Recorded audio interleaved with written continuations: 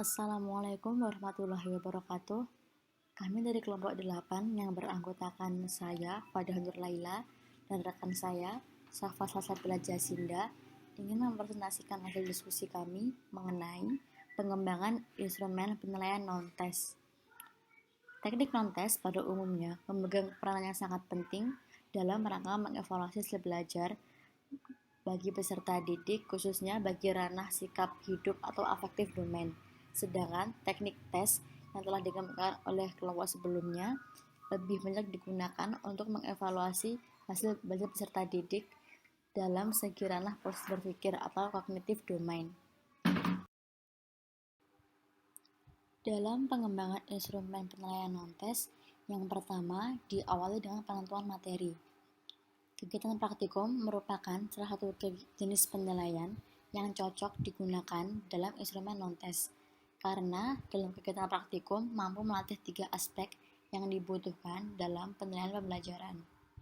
Kelompok kami memilih materi dalam penyusunan instrumen non-test ini adalah praktikum asam basa yang lebih spesifik mengenai identifikasi indikator asam basa dari bahan alami.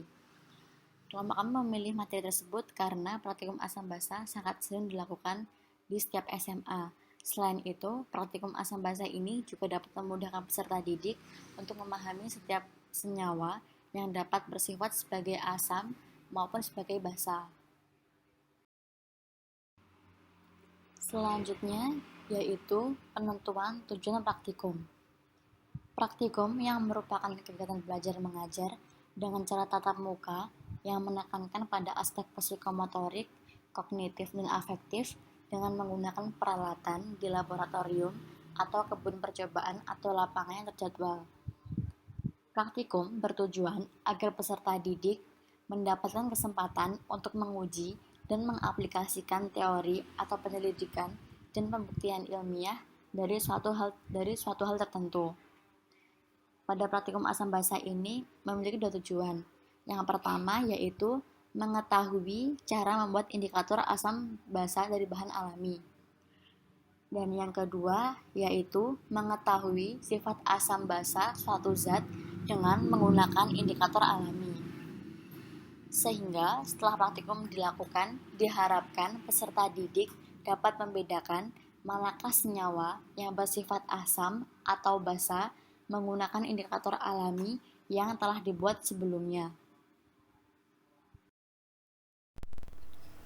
Selanjutnya adalah instrumen penilaian non-tes pada kegiatan praktikum asam basa. Terdapat 2 jenis instrumen penilaian. Yang pertama yaitu penilaian sikap dan yang kedua penilaian psikomotor. Di mana pada penilaian sikap terdapat 3 kompetensi yang dapat dilakukan 3 kompetensi penilaian yang dapat dilakukan oleh siswa itu sendiri.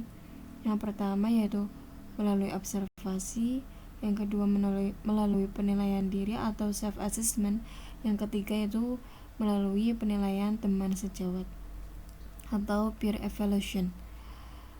Dan adapun penilaian yang dapat dilakukan oleh seorang guru yaitu dengan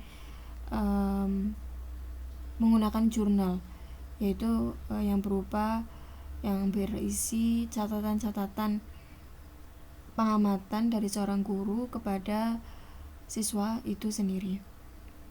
Yang kedua yaitu penilaian psikomotor. Penilaian psikomotor ini berkaitan dengan keterampilan atau skill atau kemampuan bertindak seorang peserta didik dalam mempelajari sesuatu.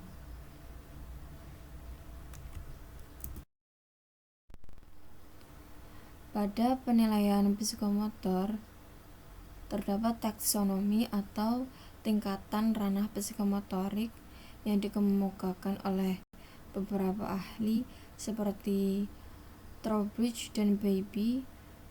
Mereka menyatakan bahwa pembagian ranah psikomotorik meliputi bergerak, memanipulasi, berkomunikasi, dan menciptakan. Pada taksonomi bergerak, kategori ini merujuk pada sejumlah gerakan tubuh yang melibatkan koordinasi gerakan-gerakan fisik. Tujuan pembelajaran yang termasuk kategori ini misalnya siswa dapat membersihkan alat-alat gelas atau dapat membawa mikroskop dengan benar. Selanjutnya, memanipulasi. Pada kategori ini merujuk pada aktivitas yang mencakup gerakan-gerakan yang melibatkan bagian-bagian tubuh, misalnya jari-jari tangan, mata. Tujuan dari pembelajaran yang dapat dirumuskan dengan kategori memanipulasi yaitu misal siswa dapat menuangkan larutan dari botol reagen ke dalam gelas kimia dengan benar. Yang ketiga, berkomunikasi. Pada kategori ini merujuk pada pengertian aktivitas yang menyajikan gagasan dan perasaan untuk diketahui oleh orang lain. Tujuan dari berkomunikasi ini dapat dirumuskan dalam aspek misalnya siswa dapat mengajukan pertanyaan mengenai masalah-masalah yang sedang didiskusikan atau siswa dapat melaporkan data percobaan secara akurat. Yang terakhir, menciptakan.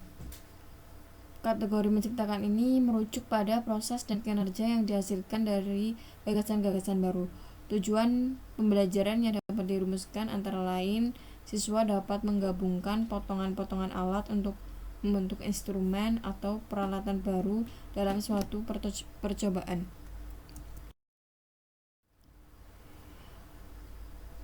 Baik, terima kasih.